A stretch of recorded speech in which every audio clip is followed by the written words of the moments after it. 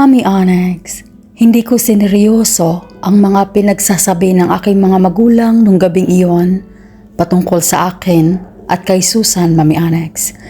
Dahil ang aking pakiramdam para kay Susan ay para siyang nakakabatang kapatid sa akin at wala na at hindi hihigit pa doon ang aking pagtingin sa kanya.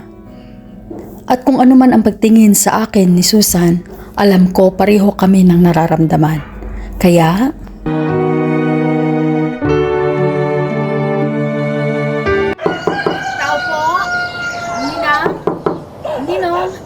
nandyan ba kayo? Dante? Tao po. Dante! Ma! Abay, pakibuksan mo nga yung pinto. Nandyan yata si Susan. Buksan mo, anak. Opo. Buksan ko na. Nandito pala si Susan. Ano kailangan niya? Bakit ang aga-aga? Dante! May balita ako sa'yo. Sigurado akong matutuwa ka nito. Papasukin mo ako, dali, dali. Halika, pasok. Parang magandang balita ngayon Ano bang balita yan? Halika, pasok ka dito doon sa kusina si Mama. Nagluluto. Tara, punta natin. Sige, tara. Punta natin si Ninang. Sigurado akong matutuwa din siya sa ibabalita ko. Ano ba kasing ibabalita mo? Umpisahan mo na ngayon, parang na-excited ako Alam kong excited ka pero mamaya na. Mas mainam nang masabi ko muna kay Ninang. Tara. Oh, Susan! Ay, nandito ka. Bakit? Ang aga-aga mo nang naparito ha, anak? Anong meron? Oo, Ninang.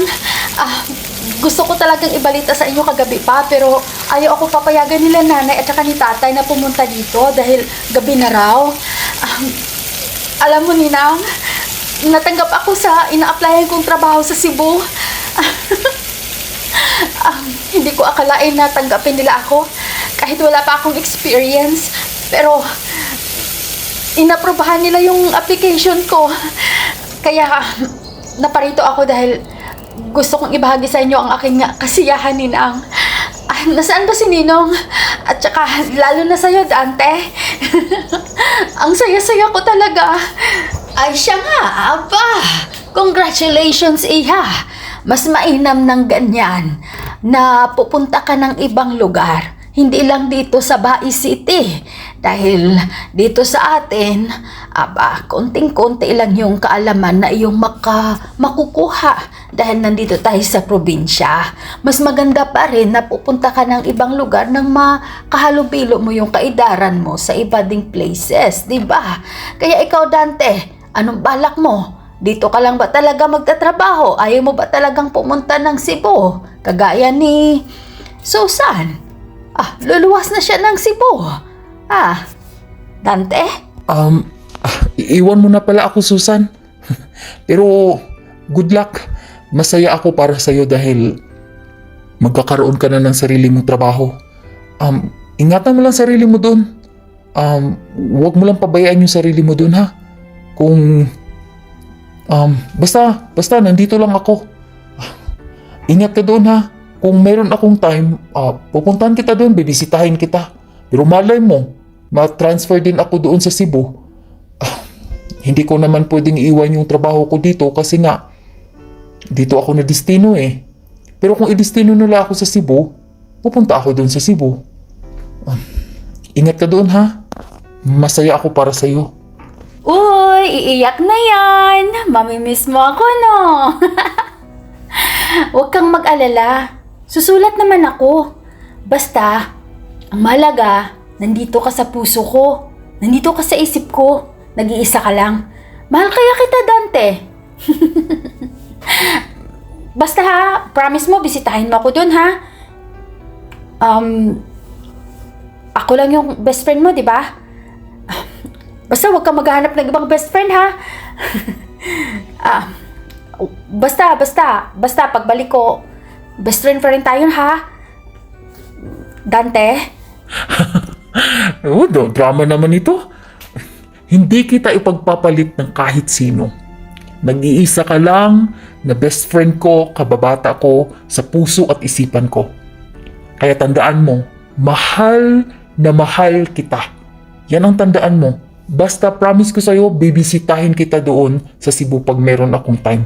At kung meron ka namang time na bibisita dito sa probinsya, huwag mo rin kalimutan bisitahin ako ha. Magtatampo ako niyan. Oo naman. Bakit naman kita makakalimutang bisitahin? Ikaw agad ang bibisitahin ko pag nakabalik na ako dito sa probinsya. Ay, yakap nga! Oh, halika, yakap na! Ay nako, mga bata kayo talaga. Tama na ngayang yapus-yapusan yung dalawa. Umupo na kayo nang magsabay na tayong mag-agahan. Sige ho. Sige, Dante, Ma. tawagin mo yung papa mo. Sabihin mo nakahanda na yung lamis at magsabay na tayo. At sabihin mo nandito si Susan. At saka yung magandang balita niya at gusto ko rin malaman ng papa mo. Sige po, Sige ma. Puntahan ko na. Sige na. Susan, umupo ka na dyan. Sabay ka na lang sa amin kumain, ha? At nang... para magkasabay na rin tayong umalis. Papunta kami ng tindahan.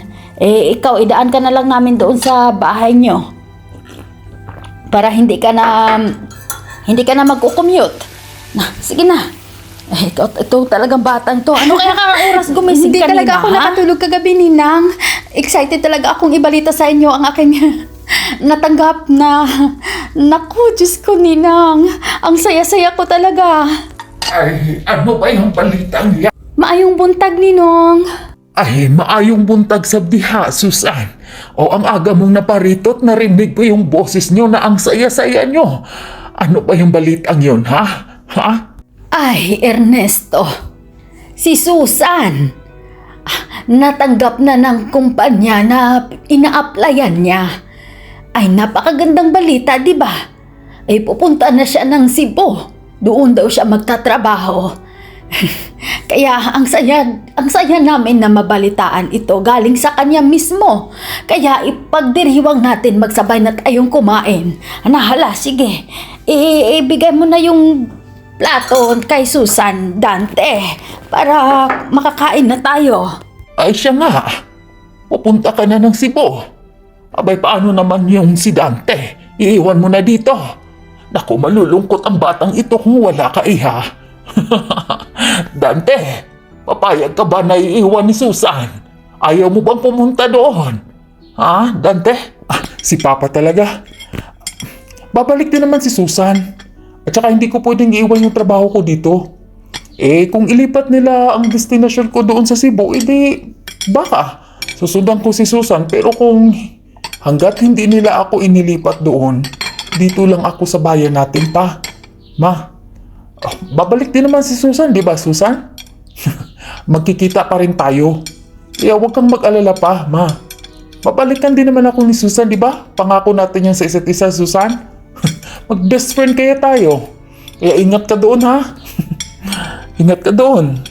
Ay siya, kung yan ba ang pasya mo at masaya ka rin na aalis si Susan dito, ay abay, sige. Mag-ingat ka na lang doon, iha, ha? Basta lagi mong tandaan na huwag magpapabola sa kahit sinong lalaki doon. Nakaw, marami pa namang bolero ang Cebu. Kaya mag-ingat talaga doon, ha? Mag-ingat talaga doon. Huwag ko kayong mag-alala, Ninong. Iingatan ko ang sarili ko. At iisa lang tao talaga ang aking mamahalin. At si Dante lang iyon. Siyempre, mag-best friend kami. At alam ko na hindi niya ako papabayaan. Di ba, Dante? Di ba? Mahal mo rin ako, sinabi mo kanina. Oo naman. Mahal kita. Nakakabata kang kapatid sa akin. Inaanakan nila ni Mamang at ni Papa. Best friend kita.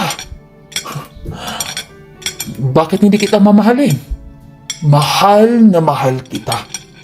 At hindi kita papabayaan. Ako ang kuya mo. Kaya kung sino man ang magluko sa'yo, dadaan mo na sa akin. Kung sino ang manliligaw sa'yo, dadaan mo na sa akin. Kung sino ang manakit sa'yo, dadaan mo na sa akin. Kaya, quit daw sila. Dahil ako ang makakalaban nila pag saktan ka nila. Tandaan mo yan, Susan. Mahal na mahal kita. Talaga? Oo. Talaga promise. ha? Oo. Narinig niyo yun ha, Ninong? Mahal na mahal daw ako ni Dante. Kaya thank you so much, Dante. Sige, kain na tayo. Parang nabusog ako sa bula mo. Ay, mga bata talaga. Baka kung saan niyang mapunta yung pangakong yan, ha? Baka iba yung pakiramdam ng isa at iba naman din yung pakiramdam ng isa. Ayusin yung dalawa iyan. Baka magka-misunderstanding kayo. Masaktan ang isa sa inyo. Ay nako Dante, sige na. Kumain na tayo. Para makaalis na tayo dito sa bahay at mampisa na nating buksan yung tindahan. Malit na naman tayo. Si mama talaga. Kung ano yung iniisip, iba naman yung interpretasyon mo eh. Sige na, kain na tayo. Susan, kumuha ka lang ha. Huwag ka lang mahiya. Kain na tayo.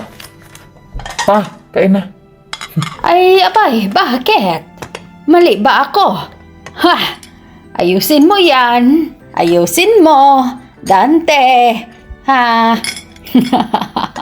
Ang alin po, Ninang? Ang alin po ang ayusin ni Dante? May problema ho ba? Ay, wala, iha. Na siya, sige.